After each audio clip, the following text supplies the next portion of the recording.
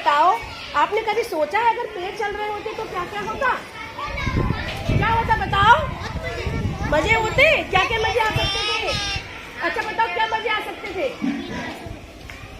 बोलो, क्या मजे आ सकते थे?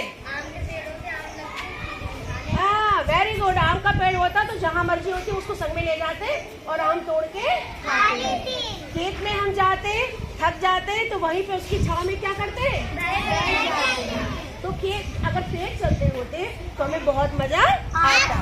तो आज की जो हमारी कविता है वो यही है कि अगर पेड़ चलते होते तो क्या होता। सुनने के लिए अगर पेड़ भी चलते